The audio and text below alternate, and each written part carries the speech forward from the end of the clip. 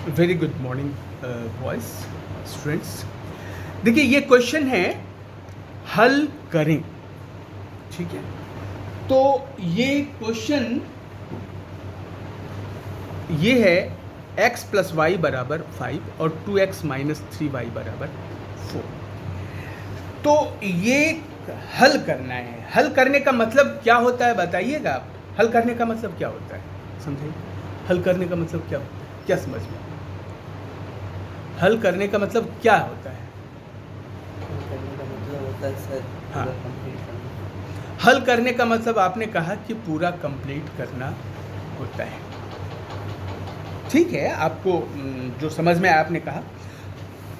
और बताइए, और किसी को हल करने का मतलब क्या होता है?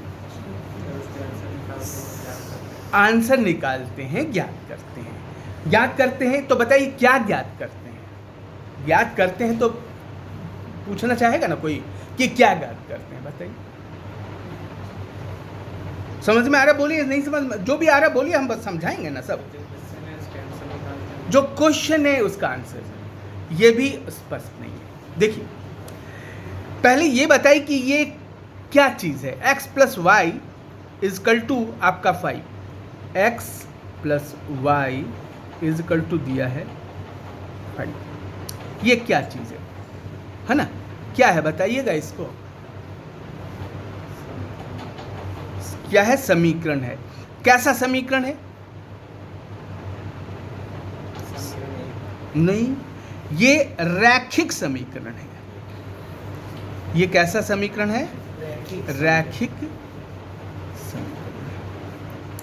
अब बताइए रैखिक समीकरण क्यों है? हमने कह दिया रैखिक समीकरण है, तो आपने तो पूछा नहीं, लेकिन मैं पूछता हूं कि ये रैखिक समीकरण क्यों है, बताइए। ये रैखिक समीकरण क्यों है? बोलिए भाई। कोई भी चीज़ हम बोल दिए तो कोई कारण तो होगा, कारण होगा ना। तो वो कारण क्या है, क्यों हम इसको रैखिक समीकरण कहते हैं, बताइए। बोलिए भाई। सीखने का मतलब पूरा सीखना ना, ये आधा अधूरा सीखने से तो कोई फायदा है नहीं। पूरा सीखिए, बताइए। या तो आप बताइए या हम बताएंगे, दो ही चीज़ तो होगी। ठीक है, चलिए बताइए रैखिक समीकरण क्यों कहते हैं, बोलिए। नहीं पता, वेरी गुड, कोई बात नहीं, घबराने की बात नहीं, हम बताएंगे आपको। देखिए रैखिक समीकरण इसको क्यों कहते हैं। देखिए इसमें चर क्या है? चर। इसमें चर, चर किसे कहते हैं? चर, चर क्या है? हाँ। चर मतलब आपने कहा कि ए से जेड तक आता है, ठीक है, उसे चर कहते हैं। देखिए एक मोटा मोटी आप समझा पा रहे हो, लेकिन एग्जैक्ट जो सही सही चर किसे कहते हैं? चर मतलब होता है चलने वाला। चर मतलब होता है चलने वाला, है ना? तो चलने वाला या बदलने वाला, वाला। यहां पर देखिए x का मान आपको नहीं पता है और y का मान आपको नहीं पता। पता है? नहीं पता। देखिए यहां पर 5 का मान बदलेगा क्या? 5 का मान बदलेगा? 5 का मान बदलेगा? बोलिए, 5 का मान बदलेगा?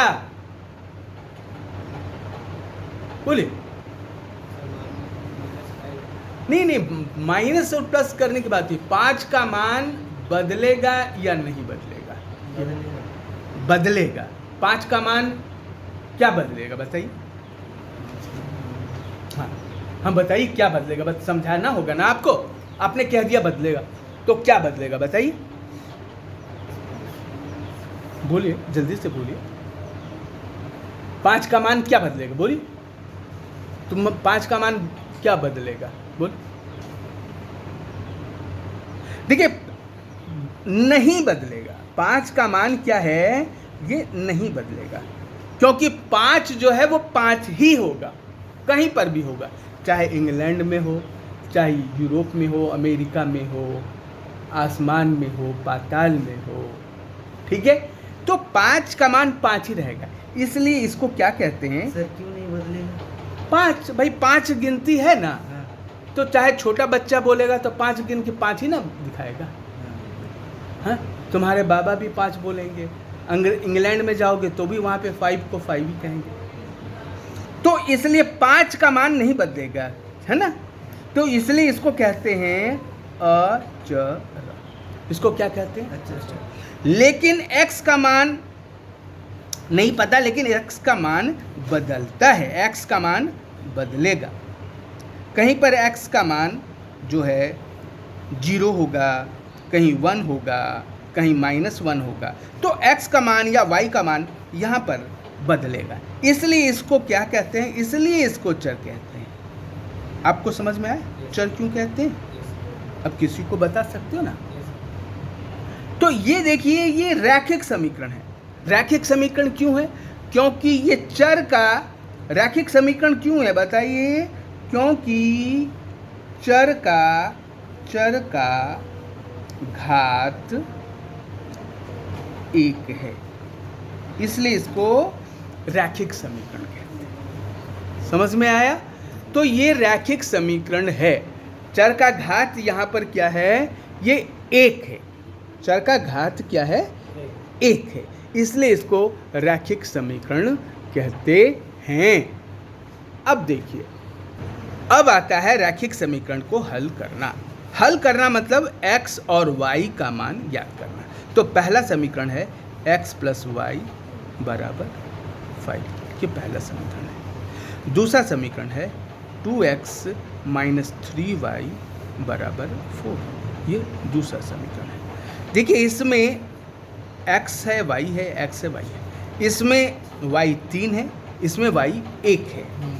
आपके लिए सुविधाजनक क्या होगा कि पहले वाले समीकरण में 3 से गुणा कर दीजिए, तो ये भी 3y हो जाएगा। तो ये 3 से गुणा करिए, 3 में x से गुणा करिए, क्या होगा? प्लस डालिए, प्लस है तो प्लस डालिए। अब ये 3 में y से गुणा करिए तो क्या होगा? बराबर के नीचे बराबर लिखिए, 3 में 5 से गुणा करके लिखिए। ये इसको पहला समीकरण था, दूसरा ये नया समीकरण बना, इसलिए इसको 3 समीकरण। अब क्या करिए? अब आप देखिए, अब इसको दूसरा समीकरण लिखिए, 2x - 3y बराबर हो जाएगा 4। ये दूसरा समीकरण है। अब क्या करिए? इसको जोड़ दीजिए। तो ये जब जोड़िएगा, जब इसको जोड़िएगा, जोड़ने पर, तो जब आप इसको जोड़िएगा तो ये कट जाएगा, और ये 3 और 2 5x बराबर हो जाएगा। इसको जोड़िएगा बराबर, तो ये हो जाएगा 19।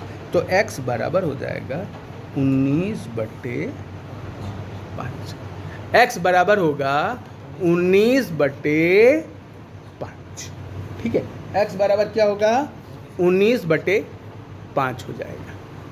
है समझ में?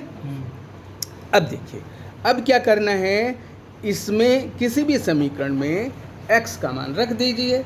हाँ, अब लिखिए समीकरण 1 जो है आपका बड़ा सरल समीकरण है ना ये। तो समीकरण लिखिए, समीकरण 1 में x का मान रखने पर, समीकरण 1 में x का मान रखने पर, ठीक है। अब देखिए क्या है, अब समीकरण 1 पहले लिखिए। समीकरण 1 बोलिए क्या है? x + y बराबर 5। ये समीकरण 1 है। x का मान कितना आया है? देखिए यहाँ पर 19। x का मान आया है 19/5। तो यहाँ पे लिखिए 19/5 + y बराबर 5। तो y बराबर क्या होगा? y बराबर होगा 5 -19/5। अब ये तिरछे गुणा कर दीजिए, तिरछे गुणा कर दीजिए। 5 में 5 से गुणा करिए, कितना हो जाएगा? 25 - 19/5। 25 में से 19 जाएगा, कितना बचेगा? 6/5। तो y का मान कितना आया और x का मान कितना आया? 19/5।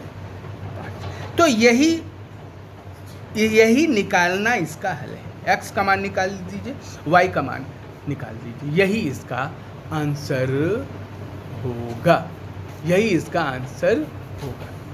ठीक है, यही आपका आंसर होगा, यही आपका इसका हल होगा।